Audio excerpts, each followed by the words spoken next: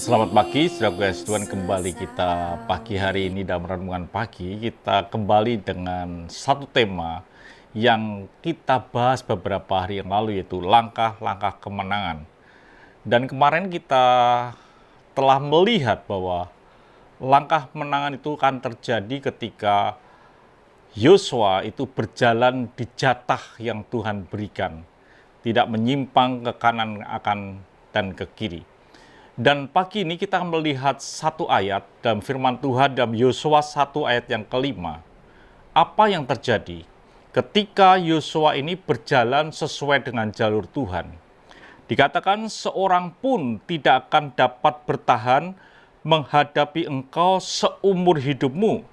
Seperti aku menyertai Musa, demikianlah aku akan menyertai engkau, dan aku tidak akan membiarkan engkau dan tidak akan meninggalkan engkau. Sesuatu yang menarik di ayat ini yang pertama yang kita bisa lihat adalah seorang pun tidak dapat bertahan menghadapi engkau seumur hidupmu. Bahwa ada satu penyertaan Tuhan yang luar biasa, tak seorang pun bisa bertahan menghadapi Yosua. Artinya bahwa Yosua akan tampil sebagai pemenang. Atau mungkin tidak ada satu lawan pun yang bisa mengalahkan akan Yosua, karena Yosua ini orang yang bersama dengan Tuhan. Dan disitulah dia akan melihat bahwa Yosua adalah orang yang tidak bisa dikalahkan. Ini semua bukan karena Yosua kuat, bukan karena Yosua bisa perang. Memang dia harus perang, dia tidak diam saja, dia harus melangkah. Tapi dalam langkah yang dia miliki adalah langkah kemenangan. Dan ini terjadi, saudaraku kasih Tuhan, bukan begitu saja, saudaraku. Ini terjadi karena Yosua mau melangkah. Dan Yosua melangkah di jalan Tuhan.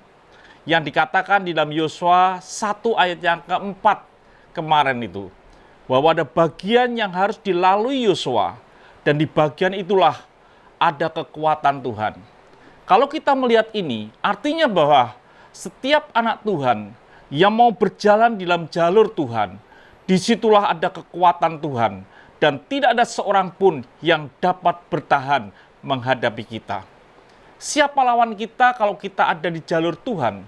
Masalahnya seringkali kita keluar dari jalur Tuhan sehingga kita mengalami akan kekalahan.